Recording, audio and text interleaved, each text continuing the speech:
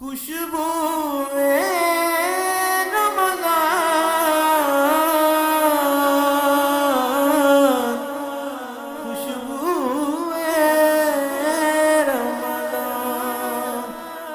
نحمده ونسلم علی رسوله الکریم اما بعد فاعوذ باللہ من الشیطان الرجیم بسم اللہ الرحمن الرحیم السلام علیکم ناظرین، میں ہوں آپ کا میزبان اویس قادری کموکا۔ اللہم صلی علی سیدنا مولانا محمد وعلی آلہ وصحبہ وبارک وسلم۔ الصلاۃ والسلام علیک یا سیدی یا سیدی یا رسول اللہ، الصلاۃ والسلام علیک یا سیدی یا حبیب اللہ، الصلاۃ والسلام علیک یا سیدی یا نبی اللہ وعلی آلہ وصحبہ یا سیدی یا نور اللہ۔ ناظرین، ماہ رمضان المبارک کی پرکیف گھڑیوں، پرکیف ساعتوں میں خوشبو رمضان پروگرام میں اویس قادری کے موقع کے ساتھ دیگر مہمان تشریف فرما ہے۔ سب سے پہلے اپنے معزز مہمانوں کا تعارف کرواتا چلوں۔ عظیم مذہبی اسکالر ہمارے ساتھ موجود ہیں، اور بڑی ہی خوش بختی کی بات ہے کہ ایک ہی گھر کے دو فرد ایسے ہیں جن میں سے ایک حضور علیہ السلام کا شرح خان ہے اور دوسرا مبلغ ہے، ٹھیک ہے، دوسرا عالم دین ہے۔ یہ حضور علیہ السلام کا کرم ہے ایک ہی گھر پہ کہ ایسے نوجوان، ایسے اپنا مذہبی اسکالر اور شرح خان گھروں میں پیدا ہوتے ہیں۔ تو سب سے پہلے تو اپنا تعارف کرواتا چلوں۔ ہمارے ساتھ موجود ہیں حضرت علامہ مولانا محمد جواد شفیق بغدادی نقشبندی صاحب۔ السلام علیکم صاحب، جزاک اللہ، آپ نے ٹائم دیا، بہت شکریہ، تھینک یو سو مچ۔ اور ہمارے ساتھ دوسرے مہمان ثنا خوان مصطفیٰ صلی اللہ علیہ وسلم ہمارے ساتھ موجود ہیں، جن کا نام ہے فواد شفیق قادری صاحب۔ آپ سرگودا سے اسپیشلی تشریف لائے ہمارے آج کے پروگرام کے لیے، بہت شکریہ، تھینک یو سو مچ، آپ نے وقت دیا۔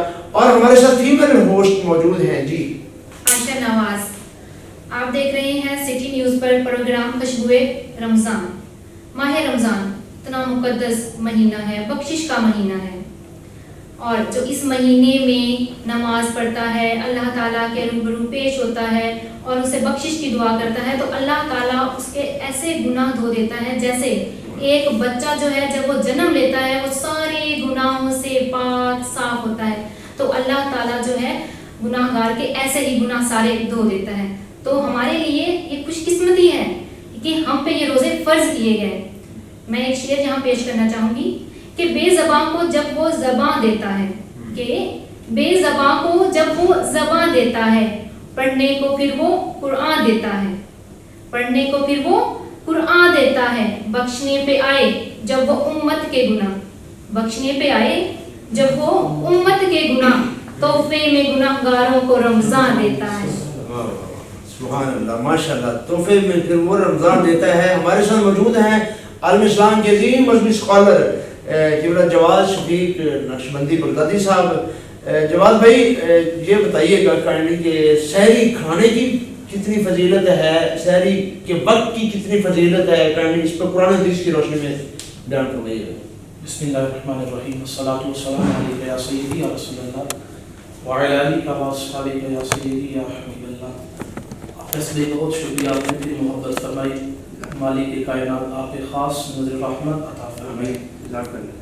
ویسے جہاں تک سحری کا تعلق ہے، یہ سحری سب سے جو عظیم بات ہے وہ آقا کریم کی سنت مبارکہ ہے، اور کچھ لوگ آج تک یہی سمجھتے ہیں کہ سحری صرف کھانے کا نام ہے، لیکن میرے کریم آقا علیہ الصلوۃ والسلام کا فرمان علی شان ہے۔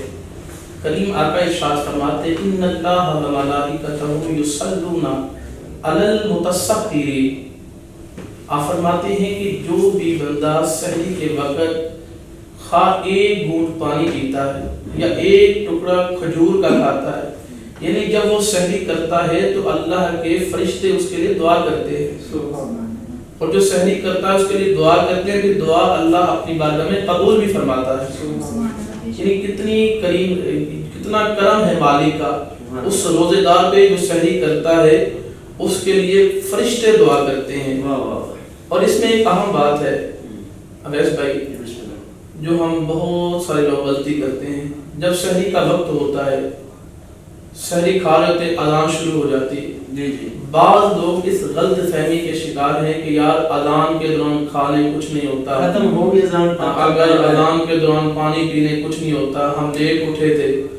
ایک بات ذہن نشین رکھیں، سب ناظرین بھی سن رہے ہیں کہ جب نماز فجر ہوتی ہے اس وقت سحری کا ٹائم ختم ہو جاتا ہے، سحری کے ٹائم ختم ہونے کے بعد اذان فجر ہوتی ہے. پہلے تو سحر اور فجر جی یہ الگ الگ بالکل صحیح، کیونکہ اذان فجر جو ہوتی ہے وہ سحری کے بعد ہوتی ہے. بالکل صحیح. تو سحری کا وقت جب ختم ہو جاتا پھر اذان فجر ہوتی ہے. اگر ٹائم سے پہلے اذان پڑھیں گے تو اذان نہیں ہوگی. صحیح ہے.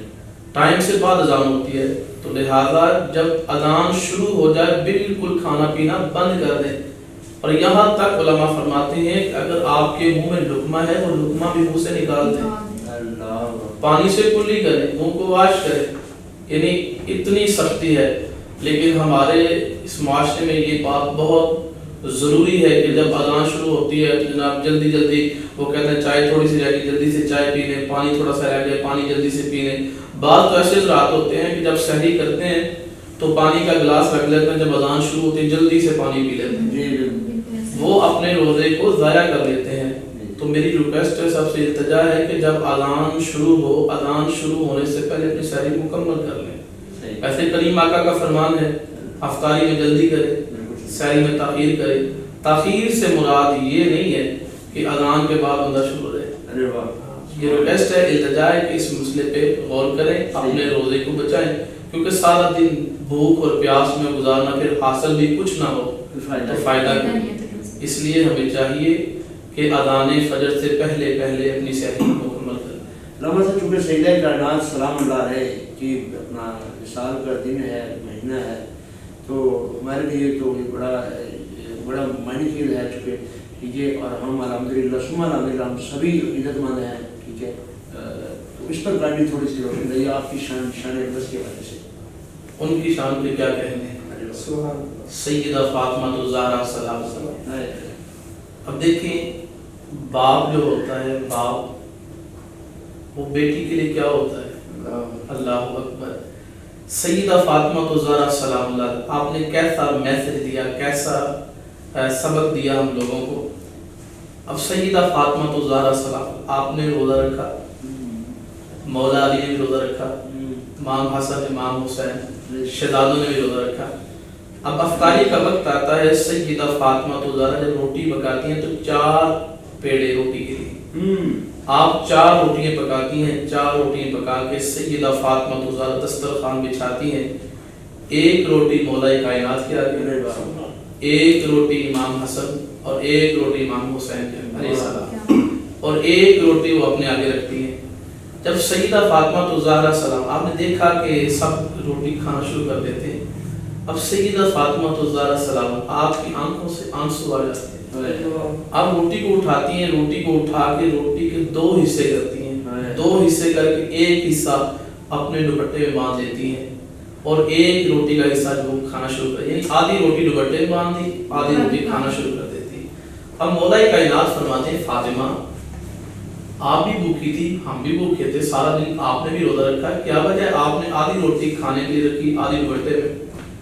تو سیدہ فاطمہ الزہرا کی آنکھوں میں آنسو آ گئے.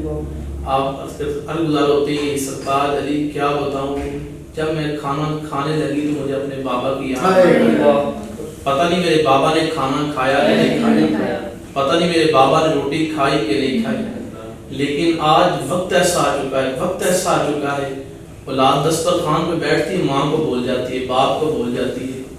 میں سیدہ کی عظمت پہ قربان ہو جاؤں، سیدہ فاطمہ الزہرا اتنی بات کرتی ہیں تو اٹھ جاتی ہیں. اب اٹھ کے جناب اپنے بابا جان کے گھر کی طرف جاتی ہیں، دروازے پہ کھڑی، دروازہ بند ہے، دروازے پہ کھڑی ہوتی ہیں، سرکار نماز مغرب ادا کر کے واپس آ گئے تو دیکھا بیٹی دروازے پہ کھڑی ہے. میرے کریم ارشاد فرمایا بیٹی خیر بابا اندر جانے کی اجازت نہیں ہے، اندر نہیں جانے دو گے. کریم ارشاد فرماتے ہیں بیٹی اندر داخل. اب سیدہ فاطمہ اندر آئیں، کریم آقا ارشاد فرماتے ہیں بیٹی خیر ہے. اور سیدہ فاطمہ الزہرا سلام اللہ آپ عرض کرتی ہیں بابا یہ جو دوپٹہ ہے اس میں میں نے آدھی روٹی باندھ کے رکھی ہے آپ کے لیے.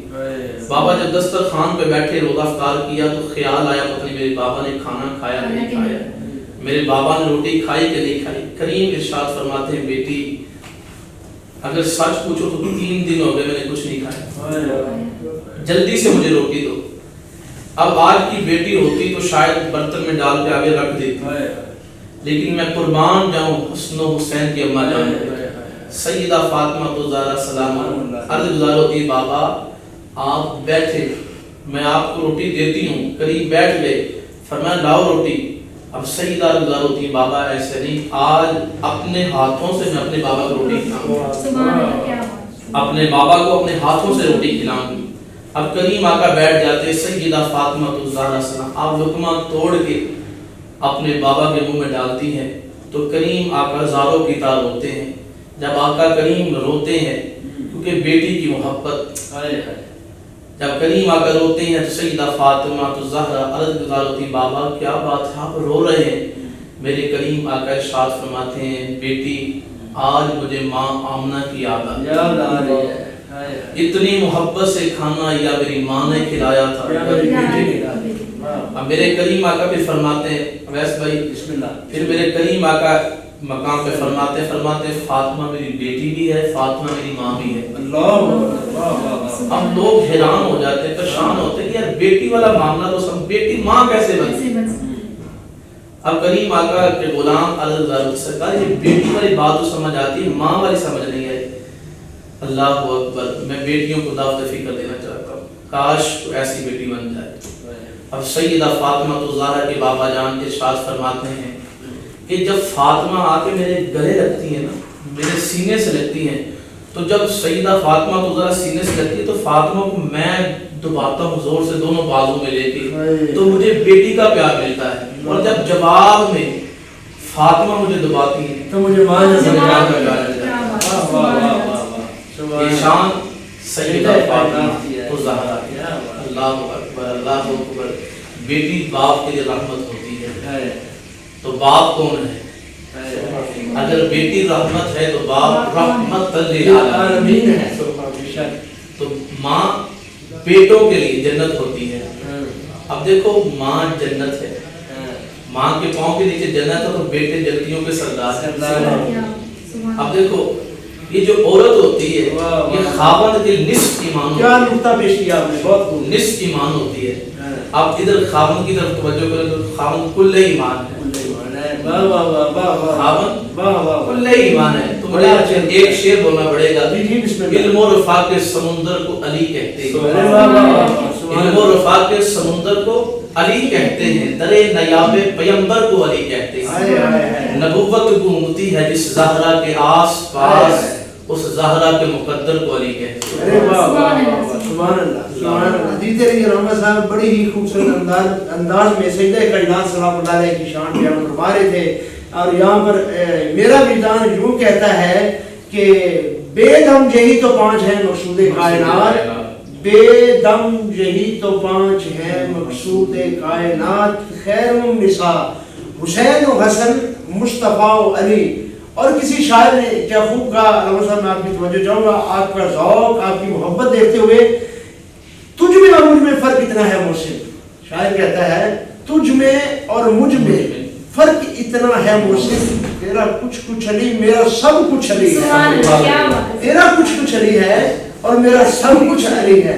ناظرین یہ وہ ہستی ہیں جن کی ہم شان کبھی بیان کرنے کا حق ادا نہیں کر سکتا، ارے جن کے احترام میں میرے تاجدار انبیاء علیہ السلام کھڑے ہو جاتے ہیں اور حضور علیہ السلام کھڑے ہو کر کیا کہتے ہیں، اے سیدہ کائنات سلام اللہ علیہ میرے ماں باپ تجھ پہ قربان، جن کے والد گرامی بھی بے مثل و بے مثال ہیں، جن کی آگ بھی بے مثل و بے مثال ہے، جن کے گھر والے بھی بے مثل و بے مثال ہیں۔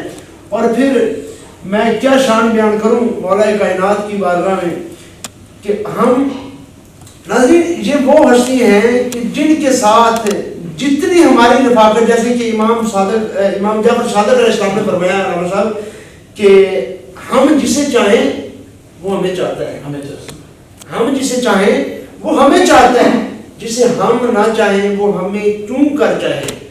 تو یہ بات ہے، یہ ان کی اجازت کے بغیر تو میں سمجھتا ہوں کہ جبرائیل امین علیہ السلام وہ بھی دستک کبھی نہیں دے سکتے تھے، ٹھیک ہے۔ فرشتے جن کی اجازت کے بغیر جس گھر میں نہیں آ سکتے، فرشتے جن کے گھر میں as a tailor as a درزی بن کے، ٹھیک ہے، جن ہستیوں کے لیے عید والے کپڑے لے کر آئے اللہ کی رضا کے ساتھ، اللہ کے حکم کے ساتھ، تو تو ان ہستیوں کی ہم کیا شان بیان کریں. ناظرین یہاں پر ایک چھوٹی سی کمرشل بریک لیتے ہیں. بریک کے بعد انشاءاللہ اپنے پروگرام کو یہیں سے جاری و ساری رکھیں گے.